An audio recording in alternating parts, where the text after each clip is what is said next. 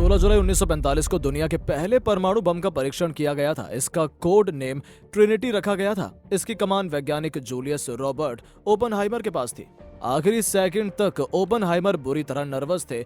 उन्होंने एक इंटरव्यू में कहा था, अब मैं काल बन गया हूं, दुनिया का विनाशक। क्रिस्टोफर नॉलन की फिल्म ओपनहाइमर चर्चा में बनी हुई है। ये फिल्म भारतीय सिनेमाघरों में 22 जुलाई को रिलीज हो चुकी है और ताबड़तोड़ कमाई कर रही है। लगभग 3 घंटे की यह फिल्म दुनिया का पहला परमाणु बम बनाने वाले वैज्ञानिक जूलियस रॉबर्ट ओपनहाइमर की कहानी पर आधारित है। फिल्म में ओपनहाइमर का किरदार किलियन मर्फी ने निभाया है। ओपनहाइमर काफी रईस परिवार में पैदा हुए थे, लेकिन उनका जीवन सादगी से भरा था। ओपनहाइमर जिस समय अपना एकेडमिक करियर मजबूत करने में लगे थे, तब उन्होंने भगवत गीता पढ़ने की ठानी। इसके लिए उन्होंने बकायदा संस्कृत सीखी। असल में ओपनहाइमर गीता के अनुवाद के बजाय उसके मूल स्वरूप को ही पढ़ना चाहते थे।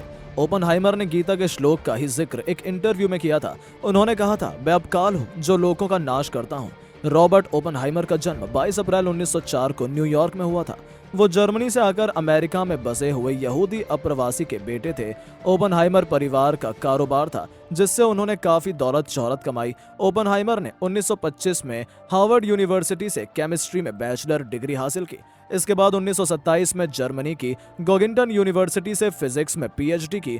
पढ़ाई पूरी होने के बाद ओपनहाइमर कैलिफोर्निया यूनिवर्सिटी के फिजिक्स डिपार्टमेंट में बतौर रिसर्चर जुड़ गए। आगे चलकर 1936 में वो यहाँ के प्रोफेसर बन गए। ओपनहाइमर की कद काठी दुबली पतली थी। वो काफी शर्मीले थे, लेकिन उनका दिमाग बहुत तेज था। उन्हें सिगरेट पीने की जबरदस्त लत थी। वो चेन स्मोकर थे। ऐसा कहा जाता है कि वो अक्सर डिप्रेशन में रहते थे, लेकिन वो काम में बहुत डूबे रहते थे।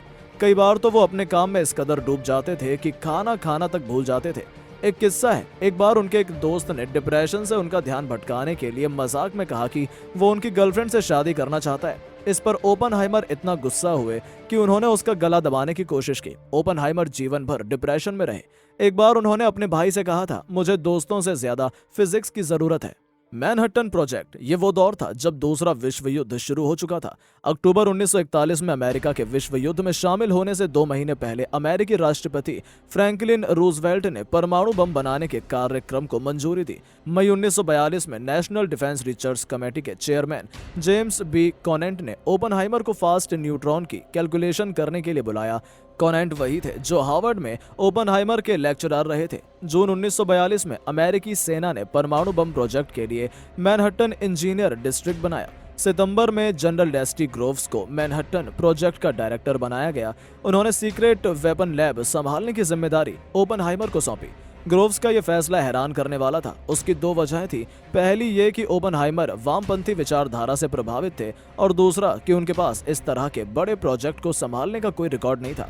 लेकिन जनरल ग्रोव्स इस बात को भली भांति जानते थे कि परमाणु बम बनाने के लिए ओपनहाइमर जैसे वैज्ञानिक की ही जरूरत है। जनरल ग्रोव्स ने ओपनहाइमर में कुछ देखा था जिसे बाकी लोग नहीं देख सकते थे। बाद में ओपनहाइमर और जनरल ग्रोव्स ने फैसला लिया कि उन्हें एक सुदूर जगह पर रिसर्च लैब बनानी होगी। इसके लिए मैक्सिको के लॉस अलामोस को चुना गया। इस जगह तक पहुंचना आसान नहीं था, क्योंकि रास्ता बहुत ही खराब था, लेकिन परमाणु बम के परीक्षण के लिए जगह काफी सही थी। फिर हुआ परमाणु परीक्षण। ओपनहाइमर और उनकी टीम कई साल तक परमाणु बम बनाने पर काम करती रही। परमाणु बम बन तो गया, और अब इसका परीक्षण करना बाकी था। परीक्षण के लिए 16 जुलाई 1945 का दिन चुना गया। ये परीक्षण न्यू मैक्सिको में आलामो गोर्डो के पास होना था। ओपनहाइमर ने इस टेस्ट का कोड नेम ट्रिनिटी दिया था। उस दिन ओपनहाइमर बहुत नर्वस थे। 3 साल तक परमाणु बम पर काम करने के कारण उनका वजन घटकर 42 किलो रह गया था।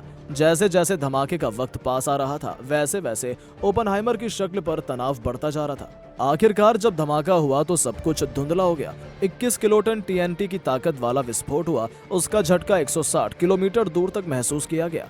इस सफल परीक्षण के बाद ओपनहाइमर ने बताया था कि यह विस्फोट इतना चमकदार था कि उसे देखकर उन्हें गीता का श्लोक याद आ गया। यह श्लोक था, अगर हजारों सूर्यों का प्रकाश एक साथ आकाश में फूट पड़े तो वो शक्तिशाली के वैभव के समान होगा। मैं काल बन गया हूँ। सालों बाद एक इंटरव्यू में ओपनहाइमर ने बताया कि धमाके के बाद उनके मन में गीता का एक श्लोक आया था।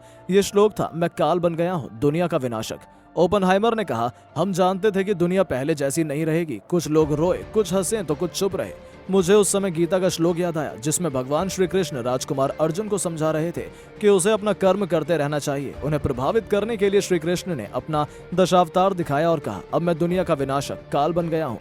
परमाणु परीक्षण वाले दिन ओपनहाइमर के साथ उनके भाई फ्रैंक और ब्रिगेडियर जनरल थॉमस फेरेल भी शामिल थे। फेरेल ने उस दिन का जिक्र करते हुए एक इंटरव्यू में बताया था, ओपनहाइमर पर बहुत दबाव था। आखिरी सेकंड नजदीक आने के साथ साथ उनके चेहरे पर तनाव बढ़ता जा रहा था। वो मुश्किल से सांस ले पा रहे थे। आखिर कुछ सेकंड तक वो सामने देखते रहे। जैसे ही विस्फोट हुआ तब जाकर उनके चेहरे पर राहत दिखी। फिर दुनिया ने देखी तबाही। जुलाई 1945 में दुनिया के पहले परमाणु बम का सफल परीक्षण हो गया और अगले ही महीने अगस्त में दुनिया ने इसकी तबाही भी देख ली। दूसरे विश्व युद्ध के दौरान जब जापान घुटने टेकने को राजी नहीं हुआ तो अमेरिका ने हिरोशिमा और नागासाकी पर परमाणु बम से हमला कर दिया। अमेरिका ने 6 अगस्त 1945 को हिरोशिमा और 9 अगस्त को नागासाकी पर बम गिरा दिया।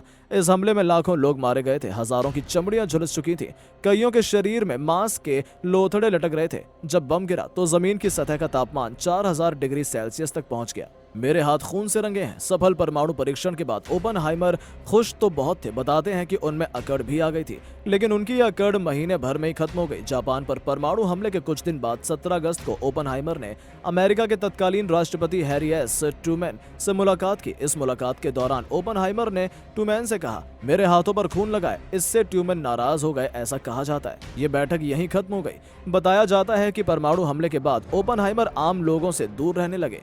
उन्होंने लोगों के बीच आना जाना कम कर दिया। चेन स्मोकर होने की वजह से उन्हें गले का कैंसर हो गया था। 15 फरवरी 1967 को ओपनहाइमर कोमा में चले गए। आखिरकार 18 फरवरी 1967 को 62 साल की उम्र में ओपनहाइमर का निधन हो गया। आपको हमारी वीडियो कैसी लगी कमेंट करके जरूर बताएं और ऐसी ही रोचक और मजेदार वीडियोस के लिए चैनल को सब्सक्राइब करना ना भूलें।